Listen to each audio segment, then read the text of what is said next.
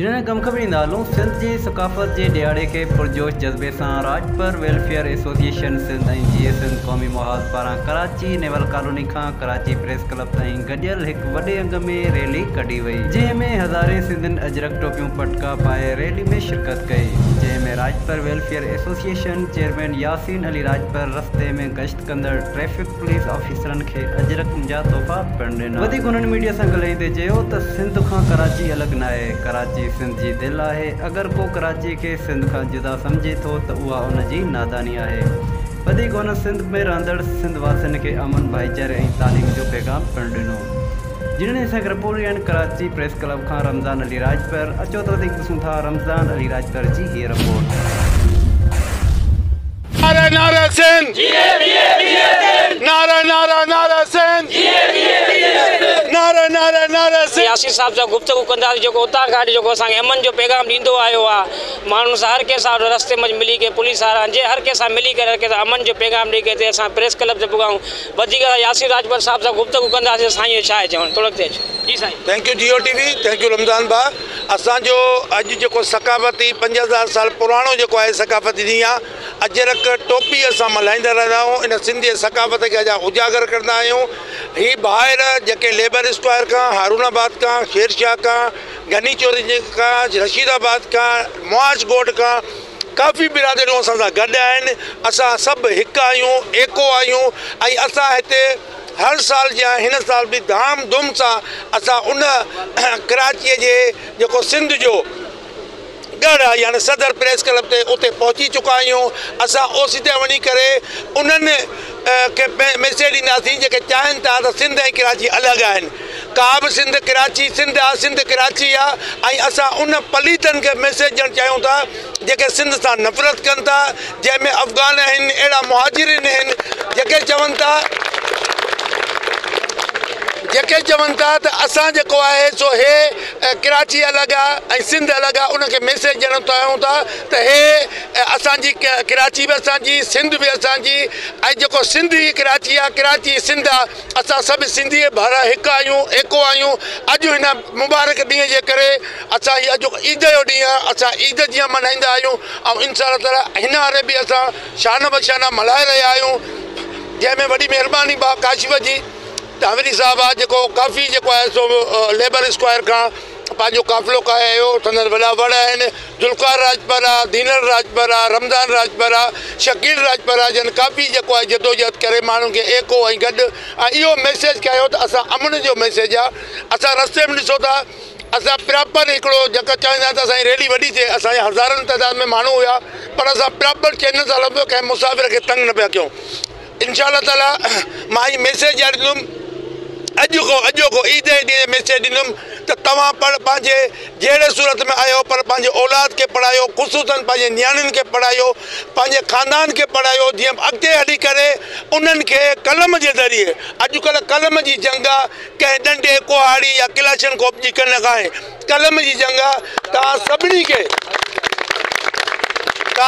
खे त अध वजा ॿुधाईंदुसि त जेके बि जंहिंजो औलाद आहे उन्हनि खे पंहिंजे औलाद खे, नियाणीअ खे, पुट खे सुठे स्कूलनि में पढ़ायो, मज़दूरी कयो, तगारी खयो, पर पंहिंजे औलाद खे पढ़ायो त जीअं अॻिले दुश्मन खे असां मैसेज ॾियणु चाहियूं त असां बि ख़ानदानी आहियूं ऐं असां बि पढ़ी लिखी तव्हांखे जवाबु ॾेई सघूं था। ख़ुशी ऐं अणगणी आहे। ख़ुशीअ जी कहिड़ी ॻाल्हि था कयो? ख़ुशी त जेतिरी मतिलबु जेको आहे हर साल वधे थी त हिन जी का मतिलबु जेको आहे तव्हां पाण ॾिसी सघो था। दोस्त ॾिसो था ज़िले लियारी जो सदर निज़ामुद्दीन आरी जो अची पहुतो आहे असांजी अॻवानी में, असां सां गॾु आहे ऐं दोस्त ॿिया क़ौमी कारकुन सभु असां पाण जीअं जस्कम जा आहियूं, सॼी संगत आहे। ॿिया सिंधी जेके परदेस में रहंदा उन्हनि जे लाइ तव्हां छा मैसेज आहे? जी सिंधी जेके परदेस में रहंदा ॿाहिरि मुल्कनि मां उन्हनि लाइ तव्हां छा मैसेज आहे? उन्हनि लाइ बि इहो ई मैसेज आहे त मां जिते बि जेको सिंधी आहे उहो ख़ुशि हुजे ऐं ख़ुशियूं मल्हाए ऐं ईअं ई जेको आहे असांजो जेको हीअ ॾींहुं आहे कल्चर डे इनखे मल्हाईंदो रहे। सिंधी नौजवान असां हिन सां गुफ़्तगू कंदासीं त हीअ जेको कल्चर डे जेको अचे थो हर साल अल्हम्दुलिल्लाह जोश ऐं ख़ुशीअ सां मल्हाईंदासीं। हिन खां पुछंदा हिन जो छा आहे चवणु? जी अदा ये मज़ो अल्हम्दुलिल्लाह माशाअल्लाह ॾाढो ख़ुशी जो मौक़ो आहे। अॼु ॾाढो ख़ुशी जो ॾींहुं आहे ऐं असां हिन ख़ुशीअ जे अंदरि शुक्रगुज़ार आहियूं असां पंहिंजे सिंधी भाइरनि जा जेका असां सां गॾिजी असां आया आहिनि हिते ऐं का रैली कढी आहे। असां प्रेस क्लब ते वञूं पिया, पूरी सिंध उते जमा थींदी, ॾाढी ख़ुशी आहे हिन ॻाल्हि जी ऐं असां पूरे सिंध वासियुनि खे मुबारकबाद ॾींदासीं। मुबारकबाद जीअं त तव्हां छा मैसेज आहे सिंधी भाइरनि जे लाइ? सिंधी भाइरनि जे लाइ असांजी इहो ई मैसेज आहे त जीअं अॼु कल्चर डे लाइ अॼु जागी पिया आहिनि, ईअं ई अगरि हर महीने में या कहिड़े बि ॾींहं ते अगरि जागी पनि त इनशाला असांजी सिंध उन कमीननि खां आज़ादु थी वेंदी, जेका कमीना असांजी सिंध खे लूटे करे खाइनि था। छो त सिंध अज़ीम धरती आहे, सिंध पाकिस्तान खां पहिरीं ठही आहे ऐं सिंध खे आज़ादु छो नथो कयो वञे, सिंध खे लूटींदा पिया। इन लाइ मुंहिंजो मैसेज इहो आहे त हर चकर उथी करे पंहिंजी सिंध जे लाइ उथो ऐं पंहिंजी सिंध जे लाइ जाॻियो। कल्चर डे माशाल्लाह सुठी गुज़री आहे, अञा अॻिते गुज़रंदी इंशाल्लाह माशाल्लाह भली आहे। अचो सिंधी ॿाहिरि सभु ॿाहिरि अची हिते कल्चर डे मल्हायूं। असां पाण रशीदाबाद साइड एरिया खां अची आयासीं, अञा असां सदर वेंदासीं, सदर खां इंशाल्लाह अॻिते बि प्रोग्राम आहे। सभु पंहिंजो क्लिफ्टन वेंदासीं, क्लिफ्टन घुमी पोइ वापसी सदर इंशाल्लाह ईंदासीं। दिन होता है तो यासीर राजपुर साहब हमें मदद करते हैं, आप हमें दावत देते हैं, हम इसमें आते हैं, हम बहुत खुशी महसूस करते हैं। और सिंध की जो धरती है, जैसे आप सबको पता है कि ये माँ है, पूरे मुल्क की माँ जो है सिंध है, पूरे मुल्क से लोग आते हैं रोज़गार करने के लिए, ये अमन की जगह है इंशाल्लाह। और यहाँ पे अल्हम्दुलिल्लाह पूरे पाकिस्तान जो चलता है ये सिंध की है, यहाँ से लोग रोज़गार लेके जाते हैं और पूरा पाकिस्तान यहाँ की जो इनकम है इसके ऊपर चल रहा है। तो इंशाल्लाह सिंध पूरा अमन रहेगा, सिंध तरक्की करेगा, पूरा पाकिस्तान तरक्की करेगा। सिंध में रहने वाले बलोच हो गए, पठान हो गए, सिंधी जितने भी हैं, पंजाबी, हज़ारेवाल, सब आपस में भाई भाई हैं और इंशाल्लाह सिंध की तरक्की के लिए काम करेंगे इंशाल्लाह। भाई हैं सारे, बहुत ही मोहब्बत वाले लोग हैं। हम जब भी इनके पास जाते हैं ये बहुत मोहब्बत देते हैं, हमें इनसे बहुत खुशी होती है इनसे मिलकर, इसलिए हम इनके हर प्रोग्राम में शिरकत करते हैं। अगर मौजूद है काशिम जावेद साहब, सिंधी सकाफ़त जे वाला काशिम साहब गुफ्तगू कंदा आहिनि, छा चवण जी? असां साईं सभिनि खां पहिरियां त तमामु सिंधी भाइरनि खे ऐं सिंधी पूरी क़ौम खे मुंहिंजी तरफ़ां मुबारकबाद हुजे। ऐं दरअसल सिंधी सकाफ़त हिकिड़ी असांजी क़ौमी ईद आहे। असां जेके क़ौमी ईद मल्हायूं था हिन में नंढा वॾा सभई हिकिड़ो बहितरीनु तरीक़े सां हिकिड़ो इंजॉयमेंट कनि था ऐं हिकिड़ो अवामी सतह ते मथी सतह ते पैगाम ॾियनि था त असां सिंधी क़ौम अमन पसंदि आहियूं, मोहबत पसंदि आहियूं ऐं वॾा महिमान नवाज़ आहियूं। ऐं सभिनि खां पहिरियां मां ॿियनि दोस्तनि खे बि गुज़ारिश कंदुमि त कल्चर डे जेको आहे उहो सभिनि खां पहिरियां कराची में मल्हायो वञे, हैदराबाद में नवाबशहर मल्हायो वञे, पर सभिनि खां घणी तादाद में पंहिंजो कराची शहर में मल्हायो वञे, छाकाणि त हिते ॿियनि लोथियन क़ौमनि खे असां इहो पैगाम ॾियूं त सिंध कंहिंजे पीउ जी जागीर न आहे, सिंध सिंधी क़ौम जो तारीख़ी वतन आहे जंहिंजा वारिस असां हुयासीं आहियूं ऐं रहंदासीं। जीअं सिंध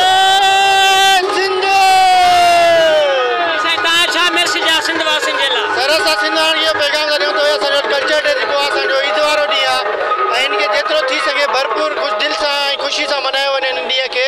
असांखे ॾाढी ख़ुशी थिए, असां हिकु इकठे थिया आहियूं सभु सिंधी ऐं हमेशह असांखे इहा ई उमेदु आहे असांजे पाण सिंधियुनि सां त हमेशह हिकु इकठे थी करे पंहिंजे सिंधी हुजण जो पंहिंजो सबूत ॾियनि।